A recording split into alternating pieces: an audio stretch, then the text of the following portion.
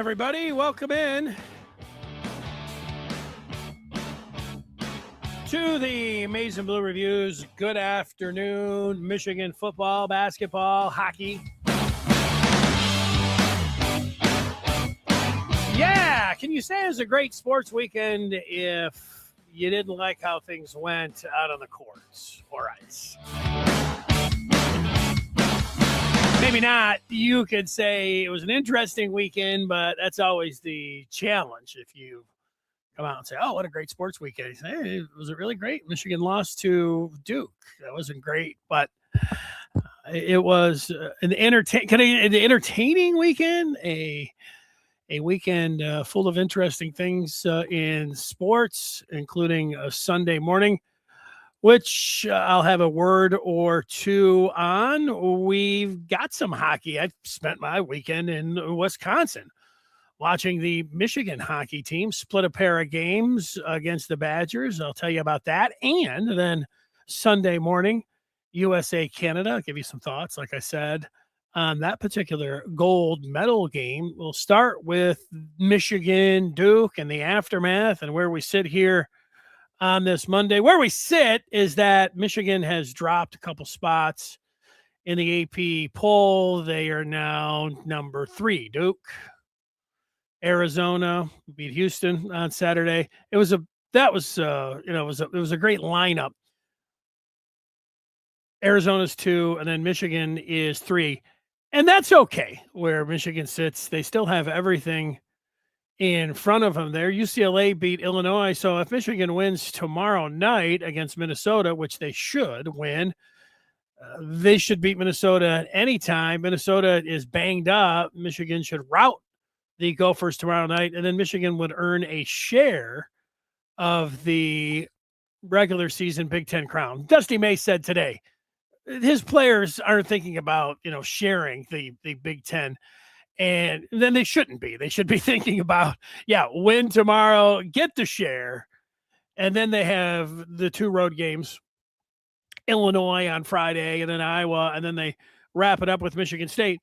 You'd like to win that regular season title outright. I don't know. I don't want to. You'd like to see them not lose any more games now the rest of the year. And it's not that you ever want to see them lose, but you know that they did lose on Saturday. So now, as you pick up the pieces, I think what I have seen from a lot of people about Saturday night is that, it felt like a title game.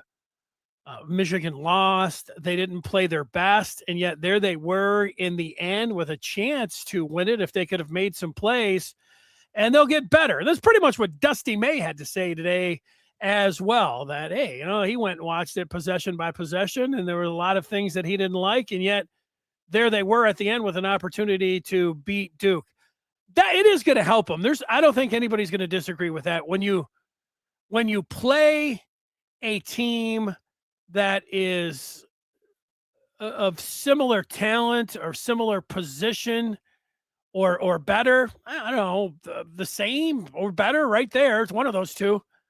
That experience is going to help. I'll just draw on my own experience. I know that when I would go out and if I would, play a bunch of players that I'm better than, yeah, sure, I'm scoring all the points around the back. Nobody can guard, whatever, scoring all the points. It's fun.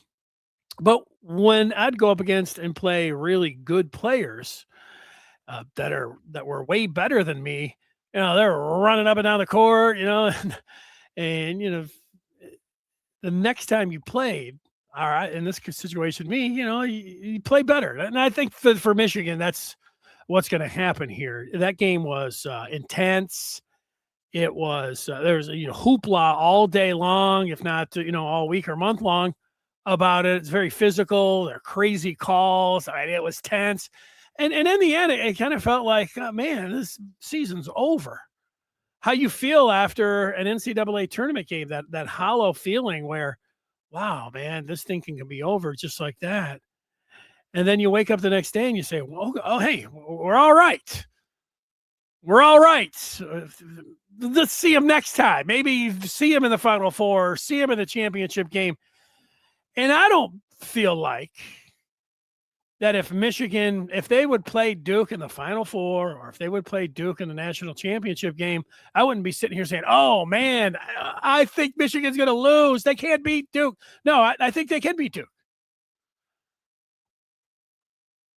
I think if they shoot a little bit better, I think if they get better performances from their bench, Burnett, even Yaxel, who was really good in the first half, wasn't so great in the second half. They could get a better performance from Yax if they don't have Mara in foul trouble. But we'll get to the foul trouble. Those kind of things happen when you get into tournament games. So you got to find a way to win. It's crazy type things in that game. A lot of it, the type of stuff that you will see in an NCAA tournament game. So that's where I sit. Now, if you say, what did you think of the game? That's what I thought, that it felt like a championship game and there was a hollow feeling, and that I think Michigan, it bodes well for them. I mean, that's not bodes well.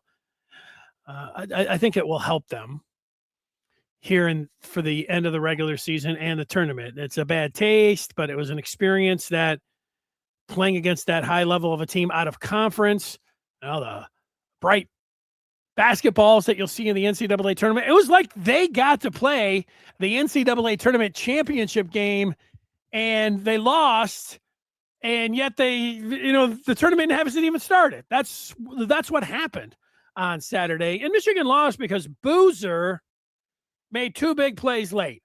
He had a three, and then the one that Mara got called for the goaltend, it easily could have been reviewed, or it easily could have been called a shot block. I thought, that looked close. It's about as close as you can get to irrefutable video evidence, but they made their call that they called, along with a few other ones that I'm sure that you didn't like. But those two plays by Boozer, along with, I would say, those two plays. Duke also had a dunk late out of a timeout. They ran a little back door and they threw an alley-oop. That'd have been another one. And then they had a big offensive rebound. Those 4 plays, that's 7 points right there. And that offensive rebound. Meanwhile, Michigan, Cadeau missed, and Cadeau didn't have a very good game. Cadeau missed a layup. And then also Burnett missed a 3. There's 5 points, all with under 2-3 minutes to play. That's what it came down to. Sure, there are all kinds of other things that you could go to. What about this? Why wasn't there an offensive foul? Why did Yax get called for a travel? And then you had the Duke player, sliding on the floor in a similar type thing. Why didn't he get a travel call there? Those are good questions, So, but when it came down to it, and Michigan didn't shoot well, those were the plays, the big plays that you got to make if you're going to beat a big time opponent. Michigan mostly this year, and actually every game, Wisconsin, it didn't come down where they just gave up all those threes. They've made the plays, the big plays down the stretch. And so now being able to be locked in late, I think that's going to help them dial that in when they get to the NCAA tournament.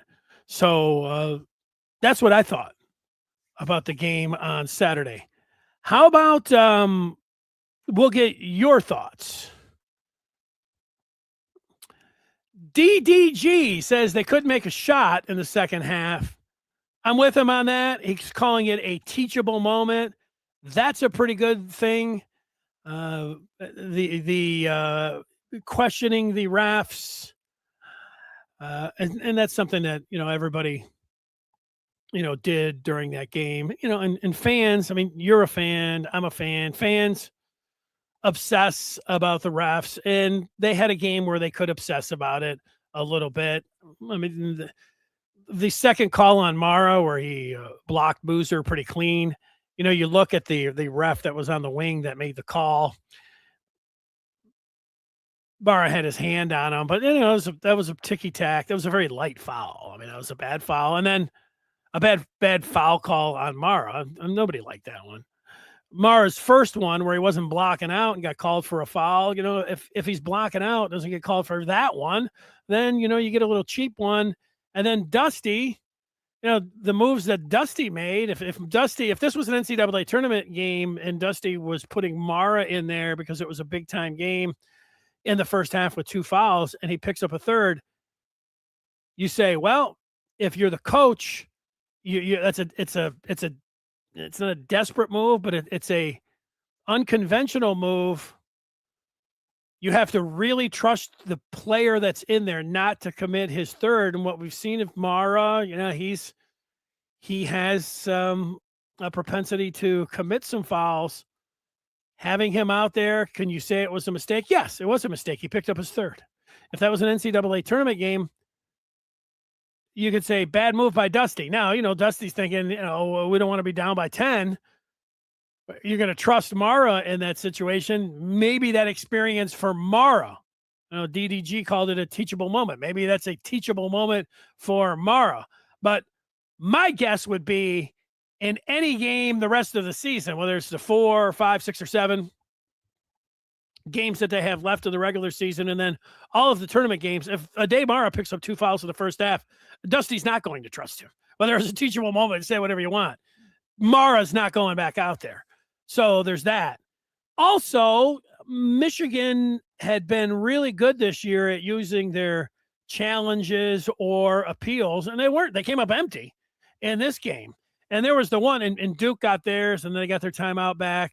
The one that Cheddar was like, no, let's go to it. And then, Dusty was like, no. And Jay Billis, we're watching it on TV, and you could see it. It looked like that it was clear, irrefutable video evidence. Dusty today was talking about the guys with the laptops behind them. They do have to, we understand that they have to make very quick choices and relay that to the coach. And they must not have had that because they said they didn't have the look. Because if they had had the look that we all had on TV, they would have challenged that one and they would have won it. Now, the appeal, when you get guys that are locked into each other, that's going to be a subjective call. Michigan won one of those last week. It was a little strange that they ended up winning that one. I didn't think they were going to win that one, and they did. And then in this one, the refs just decided that, no, this is just 2 big guys getting tangled up. And so they lost the timeout there. And then, of course, they lost that. I guess it was under 2 minutes. So that appeal or that challenge, was one that was looked at by the officials, didn't have to be challenged by Michigan. So there you are. And, that's where you're at when it comes down to from that segment. I thought from that part of the game, the challenges and appeals, my thought is if those guys behind the bench with the iPads, if they've got all, they always say, oh, they have different looks. Okay. If they have different looks and they did not have the look that we had, and I'm talking about the one that Cheddar he got called for, that it went off him. And hey, Duke went down and scored. They got a back cut by 14 who had a jam. And, so that would have been a big challenge to win. Maybe Michigan should have someone else that has a line to the challengers behind the bench that is watching the game tape and saying, Billis and Schumann both are 100% sure that this is off, and I am sure. Ring them in and make the challenge. So I don't know. Maybe they can work on that. They need to work on that, or I don't know. I shouldn't say they need to work on that. That's something that maybe they could do. I don't know. Maybe it could be as easy as having a cell phone, sitting there, and you have somebody else watching it, and they're watching it at home. Let me, help out with the game copy. And if I see it, say, yes, it's 100%. Put the challenge on me. But that didn't happen either. So there we are. When it comes down to it, when it came down to that one. And when you have a game that's one possession like that, you go to a lot of teachable moments and things that you say, well, you'd rather have had that not happen. Just like, we mostly go to the officials. It was the officials that blew it. McKinney fouling with under a second to play on a rebound on his own end. I know he's trying to get the rebound and score there, but you can't commit a foul 90 feet away from your basket with under 1 second to go, and he did. That's a bad play. Getting caught with your pants down out of a timeout and giving up a dunk, that wasn't a very good play by Michigan. So those would have been the number one things. Yeah, here's the thing. You say Connor Stalions would be good at that, but what we have seen is that Connor Stalions, he might be good, but he's not that good because he's what I see from him. I can see it million miles away. I can see it how many ever miles away, and everybody should be able to see this, is that he is too much of an egomaniac, and he's too much wrapped up into himself, and that no, actually he is not good at that because he gets caught. So Connor Stalions would be the worst one. Connor Stalions would be somebody, if you needed to send somebody in at night to drill a hole into a wall, or if you wanted somebody to sit outside somebody's house, down the street, sleep in their car, I could see him doing something like that.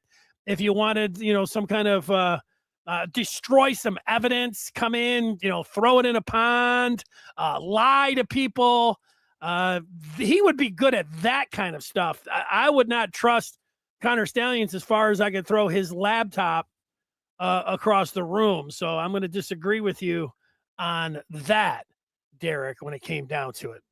Now, that's that. The game is over, and they turn the page and look to tomorrow. But, for me, there was also something over the weekend that I'm still a little bit confused about. So there's the big day, they're in DC, ESPN game days there and everything else, so they're hyping up. I'm at the hotel in Madison, and I'm turning on the TV. They've got the Fab 5 30 for 30. I'm watching it. I'm getting geared up for the game and everything else. And so then there's a story by a guy from CBS who pays billions of dollars for March Madness. And one of their writers there, Norlander, comes out and says, Michigan has told the tournament that they want this site and they want this day. Michigan has told the NCAA. So, and then, everybody was like, oh, okay, yeah, this makes sense. Even though Buffalo's closer than Philly, Michigan wants to go to Chicago, and then people drawing it out. Remember last year, the Big Ten plays, and Michigan played and won the Big Ten tournament title game on that Sunday, and then they had to play on Thursday. Oh, that's an error by the selection committee. If you want teams fighting it out and playing the last game on a Sunday, you should put them on a Friday. That should be automatic. That should be one of the first things when they're over there. They're sitting up that hotel room. They got all this room service. They're sitting around drinking cocktails, watching the games, and they blow that. So, the selection committee already is on, bad footing from what they're doing, and I know I've had some friends in the media that, we have tried to do that. Oh, yeah, you've tried to do that. Well, they blew that one. However they did it, they blew it. That's something that they, completely whiffed on. All right. But I'm thinking, who's Michigan? Who's Michigan telling the NCAA tournament? I would say that whoever is representing Michigan, and my first thought is that it's the athletic director or the head coach. And if they want to talk to the NCAA tournament people, if they're on the line saying, hey, the selection committee wants to talk with you. All right, well, let's put them through. Hey, Ward, what's going on? Hey, Dusty. I'm going to say this to whoever I'm talking with. I'm going to say, look, I will talk. The deadline's not right now about where you have to start filling out and putting people in certain regions or anything else. So if I'm talking with somebody 3 weeks and we've got 4 games to go in the regular season, and we're planning on playing 3 more. We've got 7 more games to play. What I don't want, whoever is in this selection committee and is calling me up from the NCAA talking about preferences on which day and what site, what I don't want is this to get out.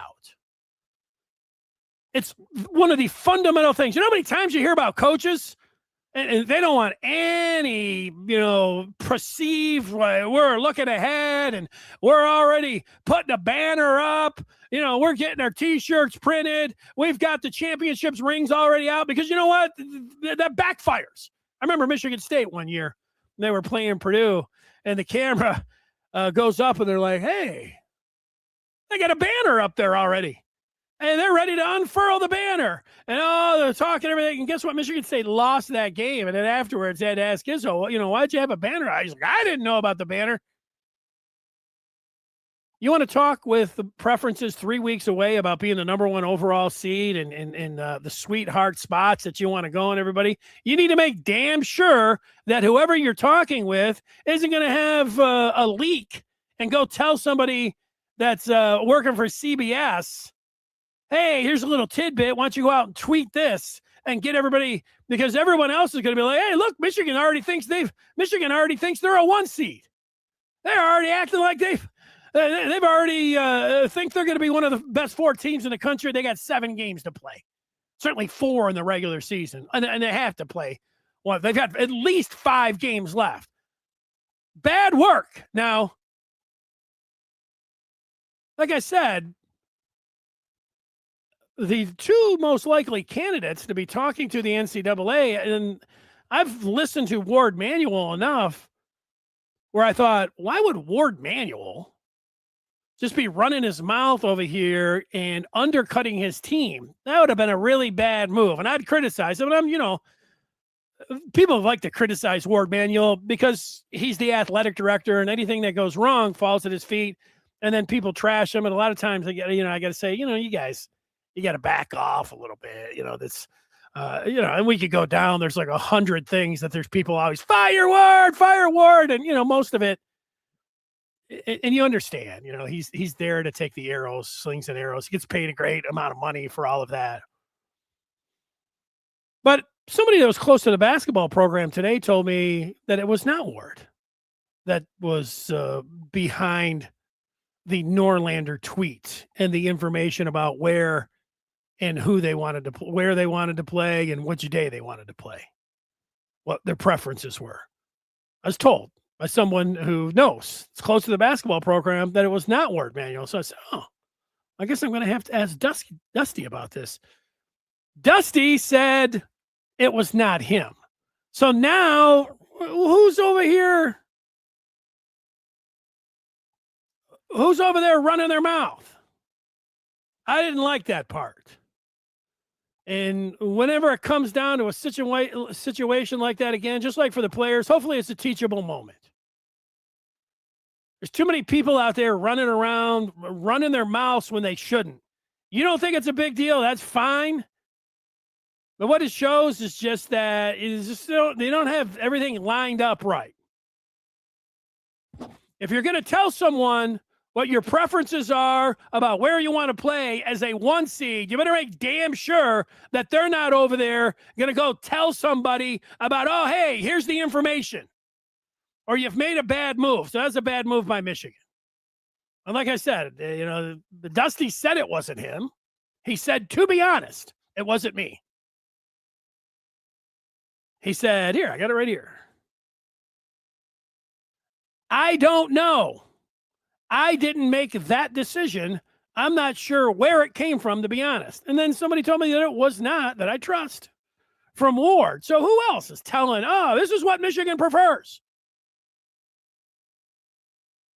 This is something that just some somebody else can speak for Michigan about where they're going to be, and then a guy from CBS Sports Line or CBS Sports, I'm sorry, Norlander can come out there and say, oh, this is what Michigan says. Who's speaking for Michigan?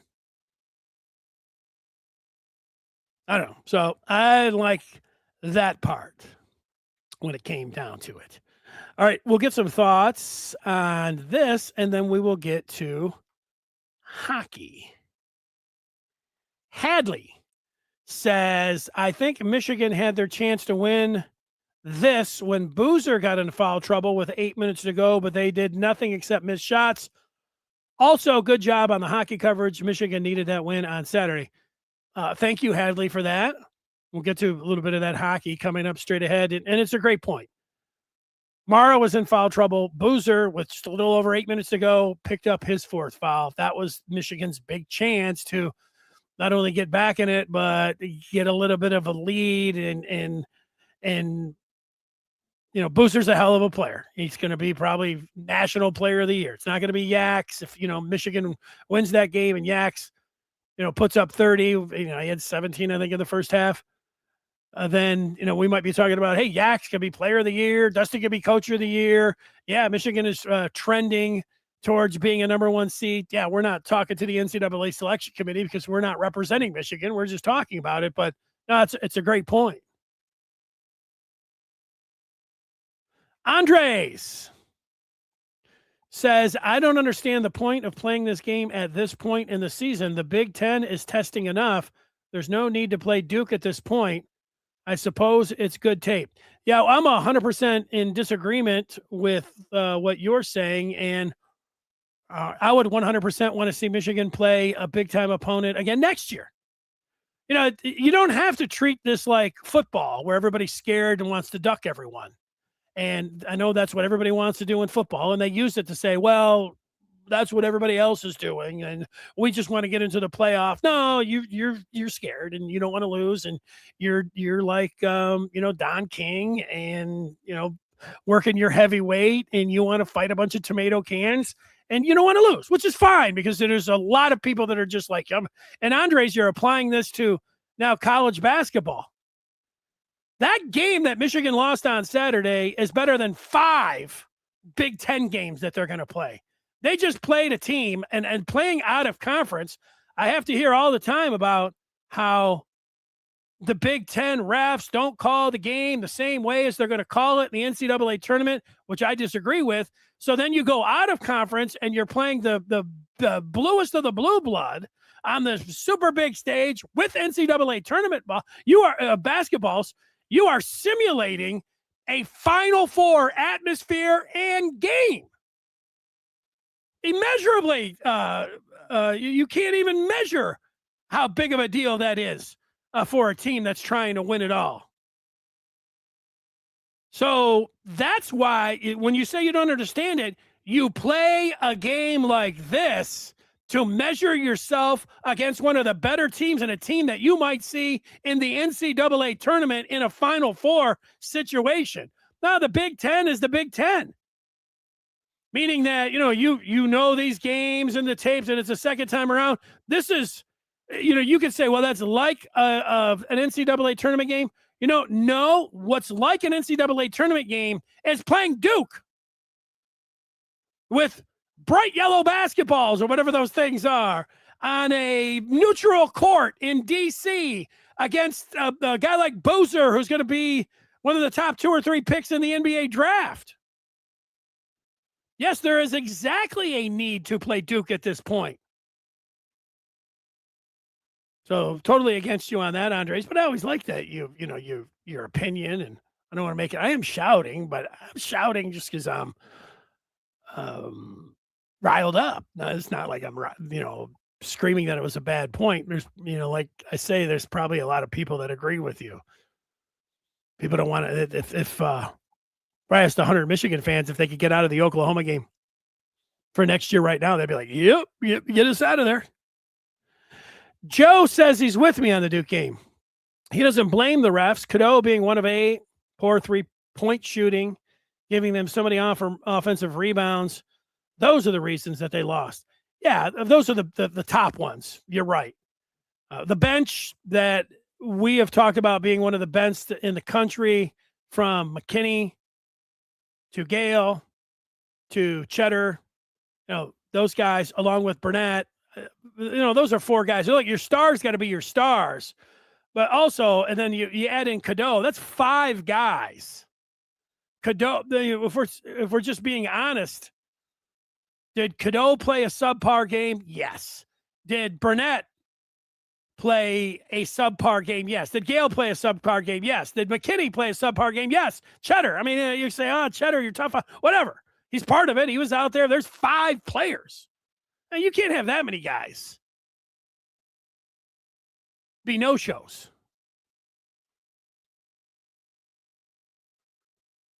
Patrick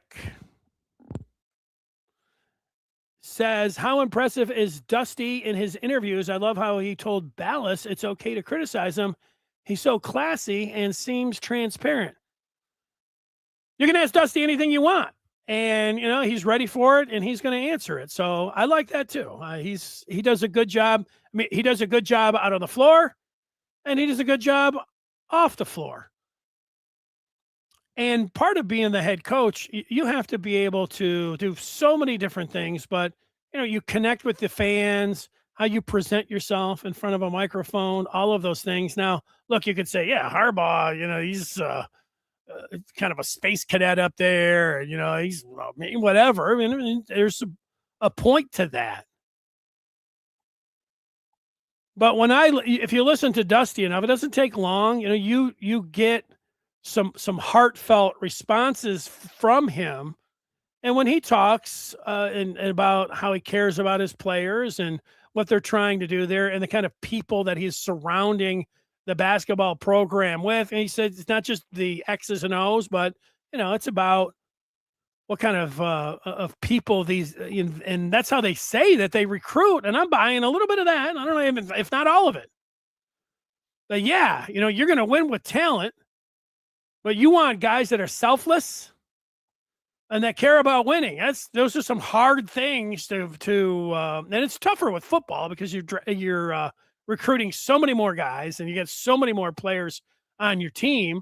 And you say all this, and then somebody slips up and then does something that you don't like. But yeah, Dusty's 100% impressive. That's what it's about. And he said it's okay to criticize him. Right now, Dusty is in a spot. We'll see. Hopefully, it doesn't get to a position where, things go downhill and then, he seems like he's constantly answering, negative questions and all that. That's what my point is. It's a lot easier when you're winning to get out there and say, oh, yeah, hey, how's everybody doing today? Let's go. Doing good? Hey, nice question. That kind of thing. But it was the question, I believe, about Mara, leaving him in there. And what I don't like, and I remember Gaddis said this when he went for it, when he had the Haskins as a running back, try to throw the ball against Michigan State. Tried to do a little lollipop pass over the center and throw it to him. And, Gaddis was defiant and rolled out the old, well, if it worked, hey, I'm great. If it doesn't, I'm terrible. Well, okay, it didn't work out. So you are terrible when it came down to that. But and then, I had to see some of the Michigan media saying, I watched it on film and I talked with the coach. No, sometimes you need to come up with your own, use your own head and watch it. There's having a running back throw the ball and just the angle when you're trying to enter the ball, get the ball to somebody, having an angle to throw the ball, you're asking Haskins to throw the ball into the back of the end zone. And I know I've seen the Chiefs do it. If you look on YouTube, you probably have 5 plays where guys, Tebow kind of jump pass. There's so many things that have to go well with that. I'm not in favor of blind, low percentage passes that do have, I know, a huge element of surprise. But I don't mind trick plays, but I'd like to have a little bit of understanding behind it that somebody does something good. Like if Haskins, hey, it was a quarterback, a left-hander in high school, and you're rolling him out to the left, and he makes the pass a million times out of a million times in practice. That's what I want to hear. Now, having said all of that, one of the best plays of the past few years in football was Khalil Mullings in the fourth quarter against Ohio State in 2021. He was asked to, as a linebacker who had just moved over that year in a couple of games to the running back position because of injuries.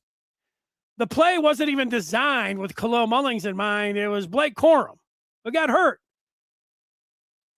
It was designed, but they still called it, and it was a blind fourth down pass for Mullings to, heave the ball to the tight end.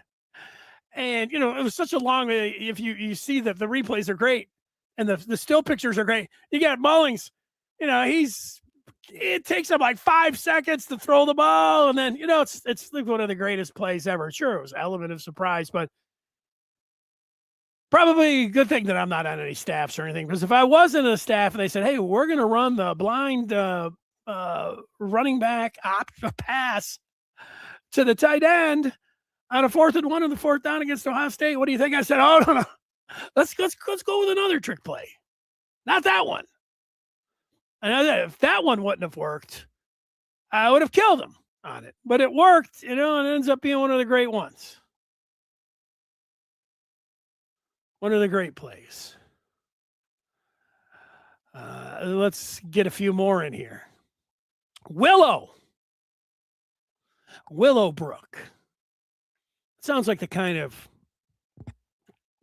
subdivision you're driving by, and it says Willowbrook, and you look and you see a bunch of nice houses, and you're like, that's the kind of place I would like to live. Willowbrook says this was good for Michigan on many levels, and losing was good for them too. Even though I wanted them to win, the coaching staff is a great opportunity to train for the NCAAs now. Yes, I'm with you on that. I don't like ever losing. You get into these situations where a team is undefeated, and it came up this year. Would it be good to drop a game, to refocus yourself and all of that? And I'm always like, I'm not going to say that. I don't want to lose a game. I would have rather, if we could go back to Friday or go back before they threw the ball up on Saturday and I could change things, I would change it. I would change it to a Michigan win. They could still have all that value that I talked about playing the team, and yet they could have won it, stayed number one, and I would have liked that part. But they do lose it, and then you look at it a different way, and you say, yeah. This game, they played this year. The game at Illinois is going to be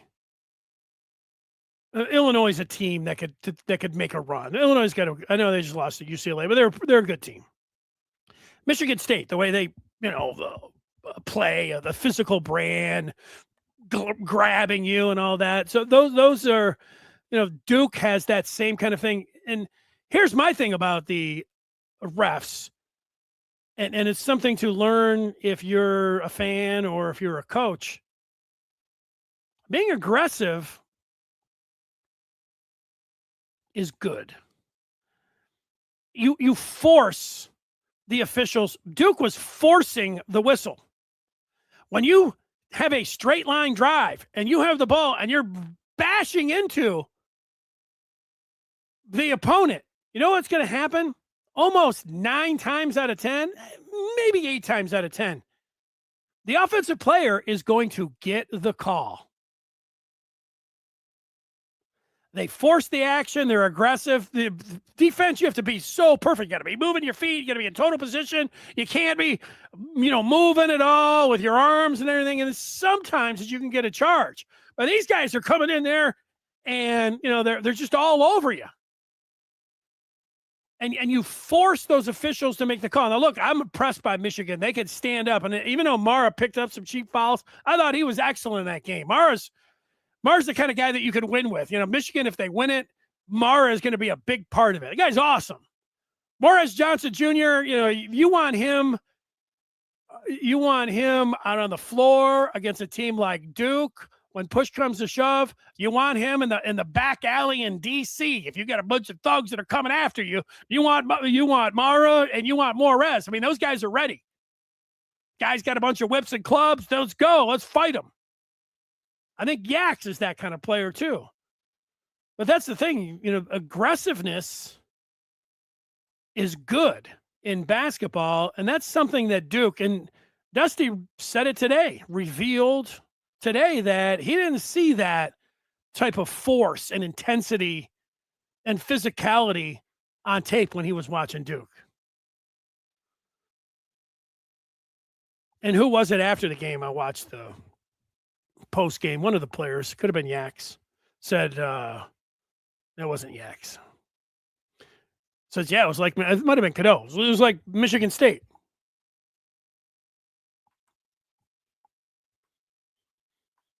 Dallas would criticize the Pope for not being holy enough. Well, I don't know. Steve is not confident that we have the consistent backcourt to go all the way. I think that's a completely understandable feeling today. Cadeau had a goose egg most of the game. Burnett was a total no-show. That's Michigan's backcourt. So me sitting over here saying, yeah, well, they got LJ Case in. What about that? It's I just want to look. Did Burnett had a goose egg? Burnett, yeah, a goose egg. They've had games where Cadeau has not done it scoring, and they've still been able to win in some impressive games. But a backcourt that was scoreless for 75% of the game. Cadeau hit a 888, hit some free throws. He also missed one of the biggest opportunities, one of the key points of the game when he missed that layup. This is understandable. Michigan has the best front line in college basketball. Burnett and Cadeau.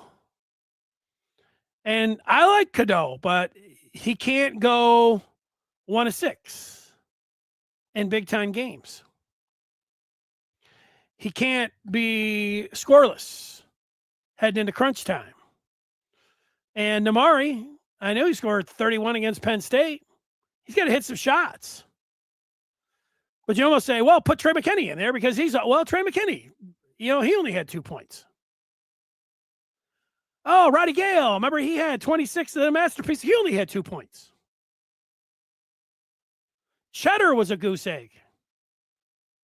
And as much as I like LJ Kaysen, and he was decent in this game, and he's been above average to the very good to sometimes great over the past month. I'm not ready to hand him the ball and say, okay, you're the point guard. And you do. We've heard it enough times. You win with talent, but yeah, you get into bigger games. The guard play. I mean, if we said what are some of the things that you always hear heading into the tournament? Good guard play wins. Free throw shooting. Good guard play. And I repeated good guard play twice because if we had a list of top 5 or top 10, I think good guard play would be in the top 5 and top 10 twice. 4 times maybe in the top 10. Dusty was asked about that today. He said, I want good guards and I want good forwards. And he said he likes his guards. But his guards didn't play well. So this part about not being confident is understandable.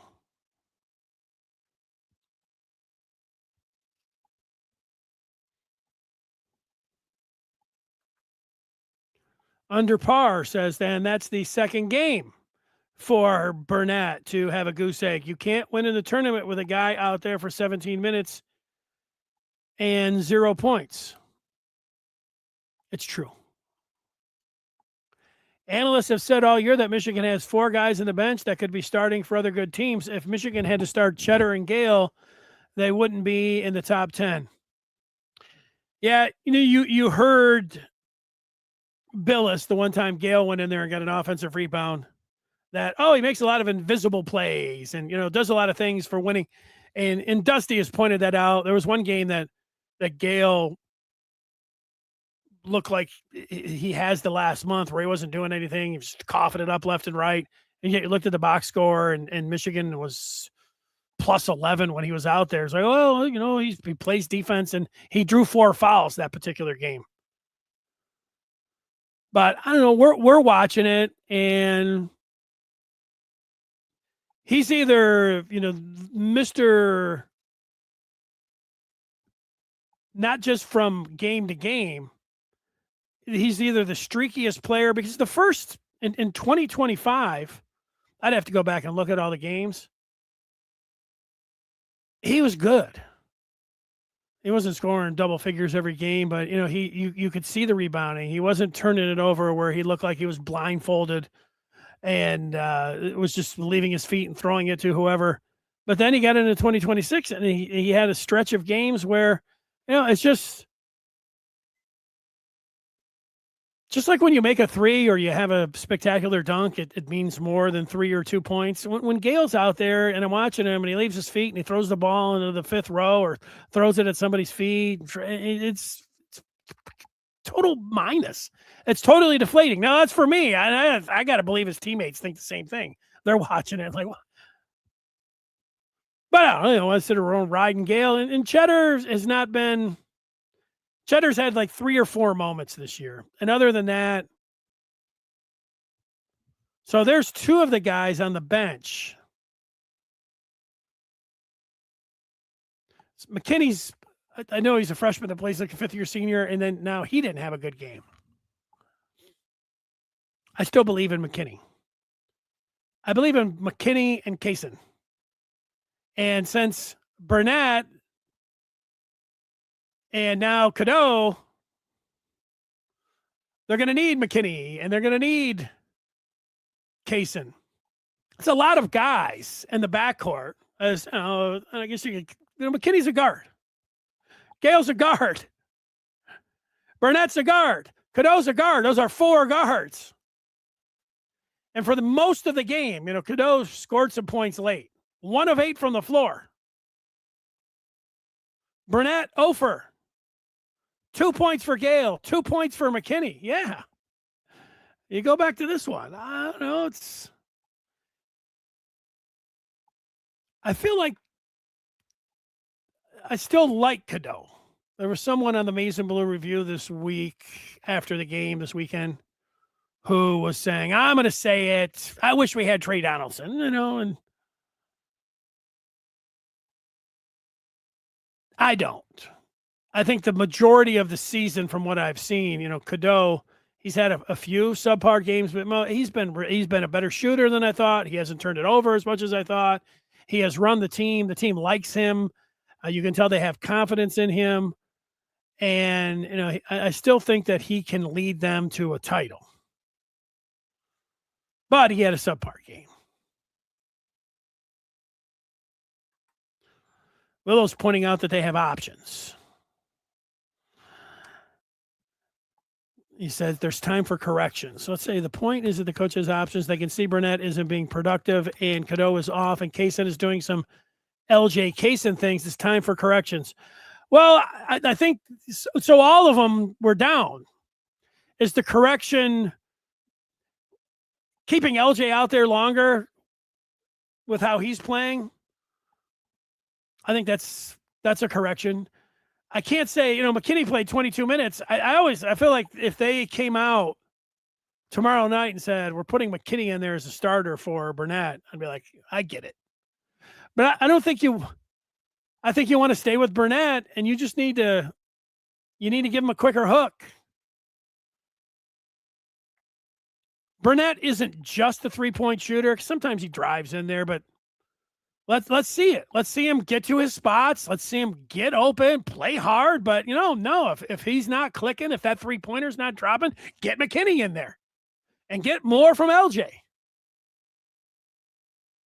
If Gale's doing the pin the tail on the donkey thing, get him out.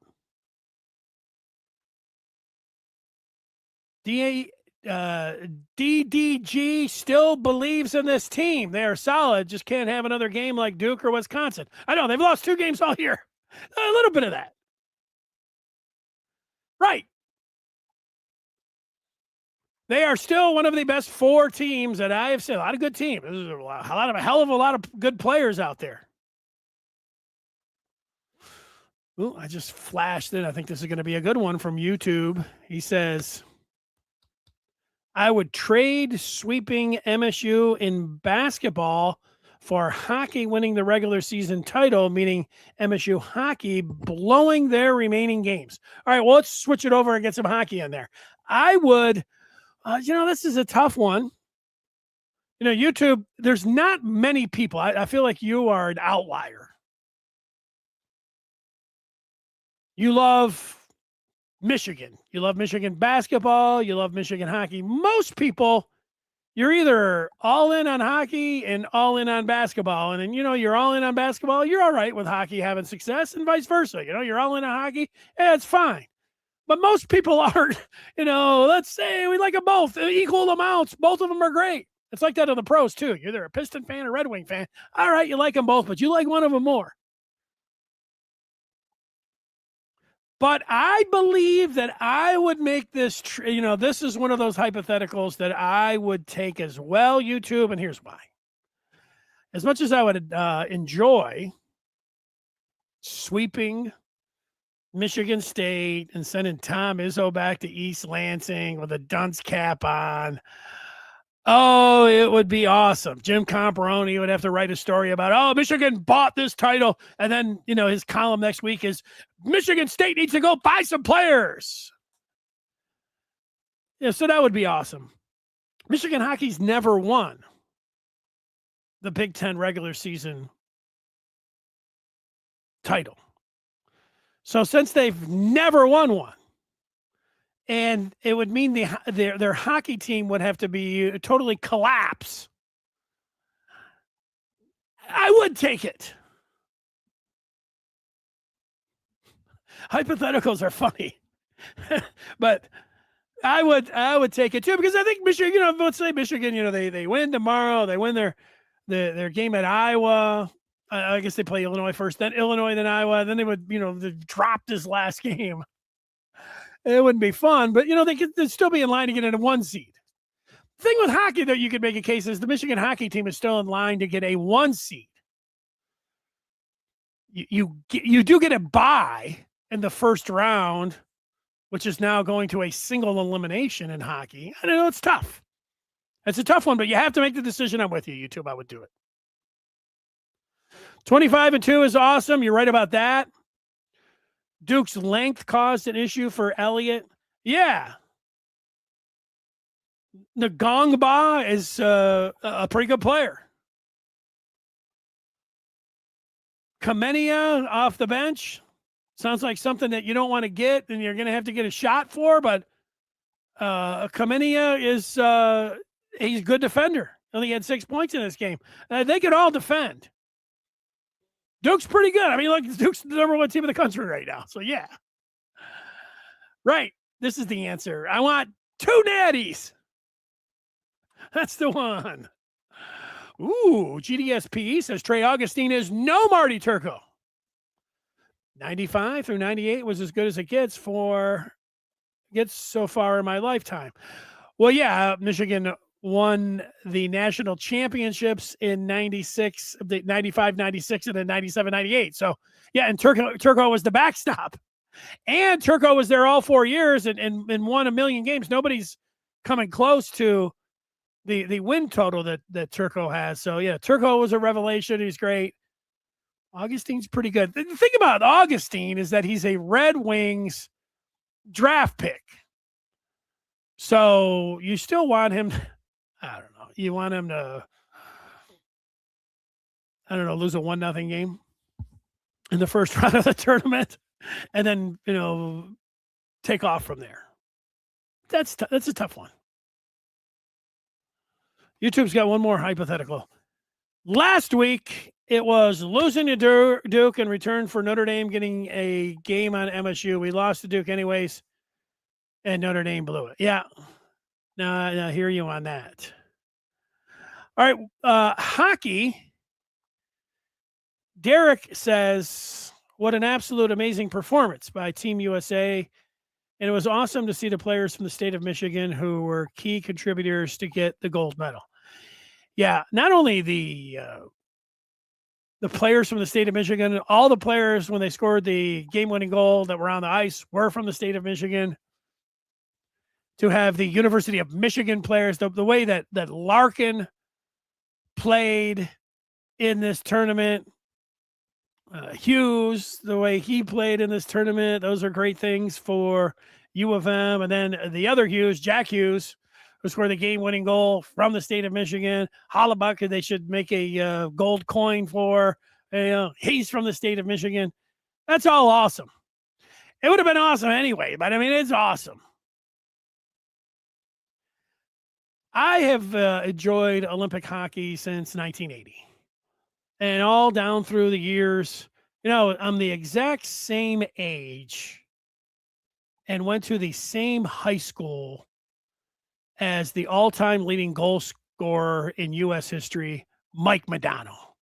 So Modano, who left high school after he was a sophomore to go pro, and then 2 years later was the number one pick of the North Stars, I had a big rooting interest for him and his career. Well, he played the USA hockey the whole time. So I started watching all of that anytime that, that he was involved. And then international hockey, those games are flat out wars. They're always awesome. Even when they play the four-teamer now in the NHL, that's great. And so the Olympics are great, hockey-wise. I knew that. And to have them in the gold medal game, we knew it was going to be pretty awesome. I've mentioned a few times I was in Wisconsin, but so I had to, the game was at 8 o'clock here, a 7 o'clock start in Wisconsin. I was up at 6:30. I'm watching Mike Tirico do the pregame. Micah Ruggioni, the captain of the 1980 team's on there with. I was fired. I was thinking, it's probably going to take me a little bit to get going for this game. No, by the time they dropped the puck at about 10 minutes past 7 Central Time, I was ready, standing up. I was just slouched down on the couch, drinking. I was fired up. And it timed out perfectly for me. A lot of times it doesn't work this way. You miss this, miss that. But I was able to watch the first period in the hotel room. Went downstairs, went to the breakfast area, and they had it at the bar. And then I also had it on my TV. It came in just like that. I'm like, all right, it was great. The whole second period while I'm eating breakfast. Then I take the shuttle to the airport. 20 minutes. I'm thinking, I hope, getting through security. Boom, right through there. They got it at the bar right there. I'm able to watch the entire third period in overtime. So it was awesome to be able to watch it and see him win the gold medal. Having Johnny Gaudreau, having him skate the jersey around out there, then bring the kids out for the picture. I read the story, I don't know if it was yesterday or today, that it's not the same as 1980 because those were amateurs and these were, pros. But what it can do for hockey, and me being in Madison this week with the Michigan hockey team, there's a lot of people that says, how come your show you don't talk more hockey? And I say, well, I talk some hockey. And so there's all this conversation, why isn't hockey? Why aren't people more into hockey? And the first thing I think of is when I turn on the TV on a Saturday, there's probably 50 basketball games I could watch. I don't know how many hockey games that are going to show up there. Maybe the Big Ten Network, they're more likely to play a Big Ten volleyball game or a wrestling match. Nothing against those sports, but I'm a big four: football, basketball, hockey, baseball. But you just don't have hockey. Hockey's not on TV. Every Michigan hockey game should be on, your local cable. It's not. You got to have Big Ten Plus or, no, it's not, you got to have Big Ten Plus. But maybe it'll start to grow more. Maybe that's what you need, something like this. Maybe we'll look back next year and the years following and say, you go back to the gold medal in 26 hockey. There's a big hockey boom. You already see the stories about youth hockey, how many people are lining up young girls, young boys, because they both won the gold. Maybe that'll be something that'll get more people into hockey. As far as Michigan, I think they played their worst game. They didn't play really good at the duel in the D against Michigan State after they beat them the night before in overtime. But Ivan Kovic was coming back after being out nearly 4 weeks, and it was his first game.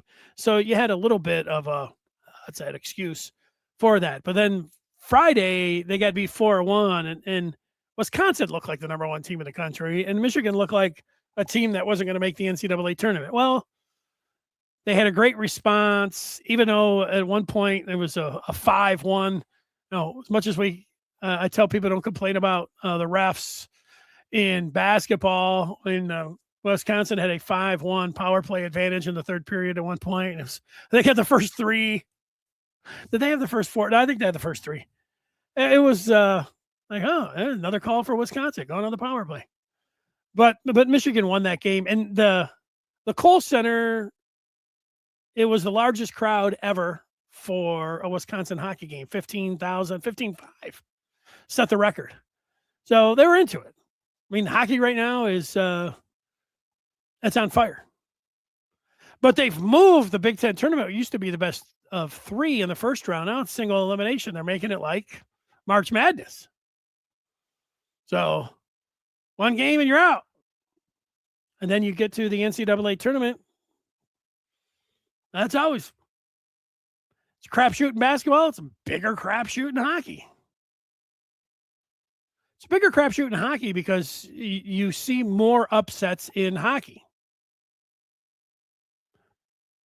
Even when they have a 7-game series, you get a hot goaltender and carry you to a 7-game series. How many times you see the Red Wings lose to the Oilers, the Kings, the Ducks, who else do they love? I mean, those are the 3 that come to mind, probably a lot more.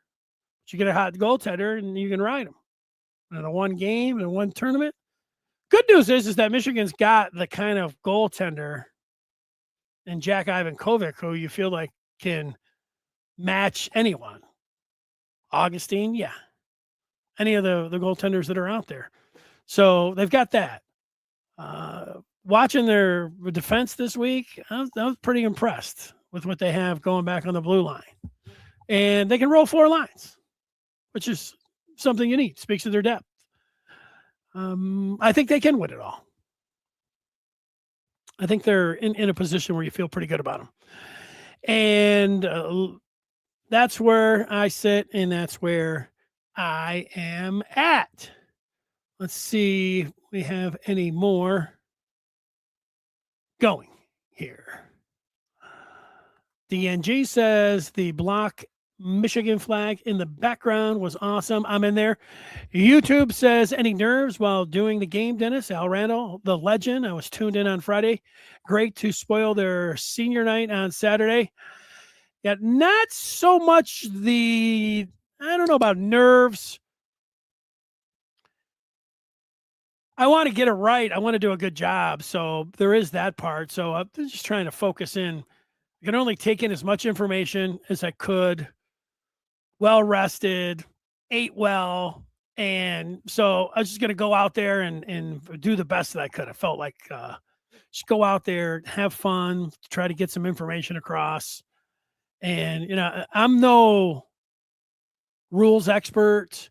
I'm no hockey expert. So, from I was going to be able to do, I knew I could talk to the coach beforehand. I know I can interview a coach beforehand. So, talking with coaches, talking with players, getting all the information that I can, and then just putting it out there. The tough part about Friday is that Michigan played terrible. And I don't want my 1 or 2 times that I'm going to be on here on the game, I'm not going to be on there. It's different. Normally I'm calling it exactly how I see it. And if there's something that needs to be critical, I'm going to say it. This is the Michigan hockey broadcast. I wasn't saying, Bob, Michigan, they came out flat as a pancake. This is on the coach, which a lot of people were saying and, riding them there. But it was tough it was tough on Friday because they played so bad. There weren't a lot of nice things to say. Oh, they're down again. Oh, they're getting beat to every puck. I mean, you can only say that so many times. The first 2 minutes are important, and even though they were up 1-0 after one, they were getting outplayed. They were getting outshot. And then there was a meltdown in the second period. I mean, you're not saying things like that. You're just saying, hey, they got to get back, and you're trying to be positive. So that's where it came down to that. The nerve-wracking part is that I've watched a lot of hockey in my life. Hockey, but I never played hockey. And at least with the other sports, played a lot of basketball, played baseball as a kid, played football into high school. You have a little bit to draw on. My hockey experience is playing out in the street or playing in the garage with the Red Wings in between periods when they were winning all their Stanley Cups. So it's more difficult for me to bring, mostly all those analysts are former players or former coaches. And these guys are, there's, they've now fallen back into a 1-2-2 trap. And I'm not doing all that. So that could have been the tough part when it came down to it. A great LAX. What's that? Lacrosse? I don't know about that, but no, lacrosse. I've never even held that. YouTube, how do I get the gig? I'm assuming with Fred and Ben covering State and Notre Dame, you get the hookup from the connection there. No, Fred was doing TV, and so they only had a guy in Minnesota, or Wisconsin. A former Wisconsin player could slide in there. They didn't want a former Wisconsin player on the call. And so they go to the former Michigan players and they say, hey, you want to go out to the Wisconsin for the weekend? Like, all the guys on the list, and none of them are there.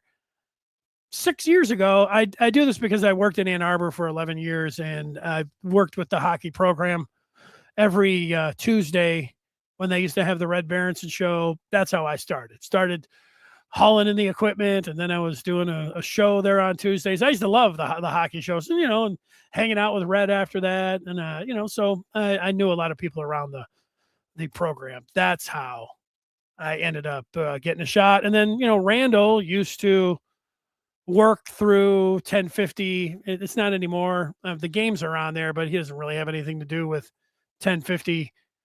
They don't have anything to do with it. They're not really a hockey. I don't have anybody on there that knows anything about hockey. So, they play the games, but they're not into hockey. They don't talk hockey. But when I worked there, we were into hockey, and they did. They paid them. And so there's the connection. Al was the connection, and Red was the connection. That's how it ended up going down. Will Cash Patel be at the U of M hockey game? Well, I don't know. I saw him at the USA game. I don't know if they need the security or not. Maybe he will be there. So that's it. I come up in stories from other Michigan pundit podcasts when they talk about the old radio days. Oh, well, that's always good. If it's fondly. Steve Kasula coaching at Texas, ? Well, that'd be news to me, but actually, he's out there and available, so I would imagine that he would land somewhere. I got to give it to not Ripstar. There was nothing. I like football, and it's always on our mind. And I was looking at the Maize and Blue Review today. There was a story by Trevor McHugh about a player that is making, I forgot how he put it, an impression here in the winter. It's the kind of player that you'd like to hear. Hey, that sounds good. Actually, not remembering who that player was. Maybe I would say it, but that's over on the Maize and Blue Review. My point: you like football. You always like football. You want to know about quarterback recruiting. You want to know what Whittingham's doing. He's up to on the recruiting front. That's a great way to get involved. Join up with the Maize and Blue Review. And, basketball all day, all night. Hockey now, as it heats up. Hockey's in there. Hockey's got a giant up arrow next to it. Michigan hockey, USA hockey. I mean, let's go. What's not to like? Hockey, basketball, and football. I mean, those three things, you're doing pretty good. Thanks so much for watching today and participating. We'll be back tomorrow night after the Michigan basketball game with the Michigan post-game live show. And we'll be right back here on Wednesday at 2 o'clock for good afternoon Michigan football, basketball, and hockey. Until then, we'll see you over on the Maize and Blue Review. Good day.